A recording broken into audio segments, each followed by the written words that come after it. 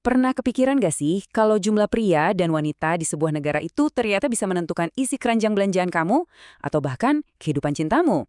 Nah, itulah kekuatan tersembunyi dari demografi. Dan di sini kita akan bongkar gimana hal itu diam-diam membentuk takdir ekonomi kita. Coba deh bayangin sejenak, kamu masuk ke sebuah bar di Qatar, dan isinya penuh sesak sama pria.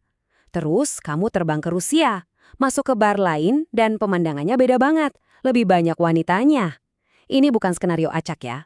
Ini adalah cerminan nyata dari demografi yang sedang bekerja di dunia nyata.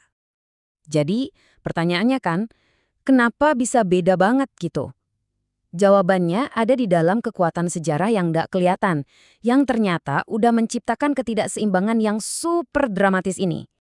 Untuk ngertiin ini, kita perlu mundur sedikit ke masa lalu dan lihat 3 peristiwa besar dalam sejarah. Anggap aja ini kayak 3 ledakan besar demografis yang secara fundamental mengubah perbandingan gender di seluruh dunia. Oke, yang pertama, ini adalah sebuah konflik yang dahsyat banget yang meninggalkan luka demografis yang dalam dan abadi terutama di Eropa Timur. Nah, yang luar biasa dari sini adalah gimana dampak Perang Dunia Kedua, sebuah peristiwa dari hampir 80 tahun yang lalu, itu masih kerasa banget sampai hari ini. Uni Soviet kehilangan sekitar 27 juta nyawa, dan mayoritas dari mereka adalah pria muda. Kehilangan satu generasi pria ini menciptakan kesenjangan kematian, yang efeknya terus berlanjut dari generasi ke generasi. Peristiwa kedua adalah sebuah eksperimen sosial raksasa dengan konsekuensi yang, jujur aja, nggak pernah diinginkan. Garis waktu ini nunjukin dengan jelas gimana kebijakan satu anak di Tiongkok tahun 1979, ditambah lagi dengan budaya yang lebih memilih anak laki-laki, akhirnya menciptakan surplus lebih dari 30 juta pria. Ini seperti bom waktu demografis. Dan peristiwa ketiga ini pemicunya bukan perang atau kebijakan pemerintah, tapi penemuan emas hitam. Seperti yang bisa kita lihat di sini, penemuan minyak itu memicu kebutuhan tenaga kerja yang luar biasa besar. Jutaan pekerja migran pria lajang didatangkan, yang secara drastis mengubah piramida populasi dan menciptakan salah satu rasio gender paling nggak seimbang di dunia. Nah, semua pergeseran sejarah ini nggak cuma mengubah data sensus loh. Mereka menciptakan pasar konsumen yang sama sekali baru. Dan jujur, kadang-kadang aneh banget.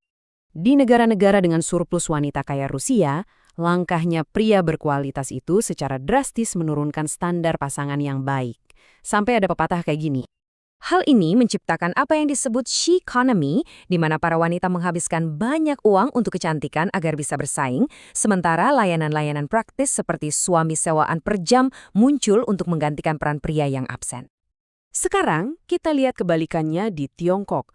Ada surplus lebih dari 30 juta pria yang bersaing super ketat untuk mendapatkan pasangan. Biar ada gambaran, angka ini setara dengan seluruh populasi Malaysia. Hasilnya adalah ekonomi merak jantan, di mana para pria berinvestasi besar-besaran pada penampilan dan aset mereka, seperti properti, cuma untuk menunjukkan nilai mereka di pasar kencan. Dan tekanan psikologisnya itu luar biasa besar. Bahkan ada istilah khususnya ranting kering, yang menggambarkan pria yang gak bisa menikah, yang seringkali dianggap sebagai sebuah kegagalan sosial di masyarakat yang super kompetitif ini.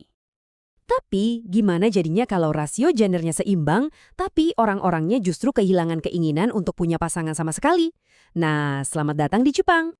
Fenomena utamanya adalah kemunculan pria herbivora, yaitu pria-pria yang udah memilih untuk keluar dari tekanan tradisional, baik dalam karir maupun dalam percintaan. Pergeseran sosial ini secara langsung melahirkan ekonomi solo. Pasar merespons dengan menciptakan produk dan layanan, di mana melakukan sesuatu sendirian itu bukan cuma diterima, tapi juga jadi gaya hidup yang dikomersialisasikan. Bisnis-bisnis jadi berkembang pesat dengan menawarkan layanan untuk satu orang, mulai dari bilik karaoke solo sampai bahkan mengambil foto pernikahan tanpa pasangan. Dan mungkin yang paling mengejutkan, untuk mengisi kekosongan hubungan, muncul sebuah industri di mana orang benar-benar bisa menyewa aktor untuk berperan sebagai anggota keluarga palsu, semuanya demi menjaga penampilan di mata masyarakat. Semua contoh ini, dari Rusia sampai Jepang, seolah menunjuk pada sebuah siklus dasar yang sangat kuat, yang mungkin bisa menjelaskan naik turunnya sebuah bangsa. Siklusnya begini. Pertama, ada keadaan misalnya perang Gerusia. Ini membentuk pola pikir kolektif, misalnya persaingan ketat untuk mendapatkan pasangan. Hal ini mendorong tindakan tertentu, seperti menghabiskan lebih banyak uang untuk penampilan. Dan akhirnya, ini menciptakan hasil yang baru seperti shikonomi, yang kemudian menjadi keadaan baru bagi generasi berikutnya. Tabel ini merangkum semuanya dengan sangat baik. Ini menunjukkan alokasi yang keliru, di mana masyarakat, karena tekanan yang berbeda-beda, menginvestasikan energi mereka pada hal-hal yang dihargai secara sosial pada saat itu. Entah itu gelar sarjana hukum di Argentina tahun 1900-an atau penampilan visual di Tiongkok modern. Seringkali, investasi ini punya konsekuensi jangka panjang yang nggak terduga. Ini membawa kita pada sebuah pemikiran akhir yang cukup kuat. Masa jaya menciptakan orang lemah dan orang lemah menciptakan masa sulit. Setelah melihat siklus ini berjalan, pertanyaannya untuk Anda adalah, menurut Anda, di manakah posisi kita sekarang?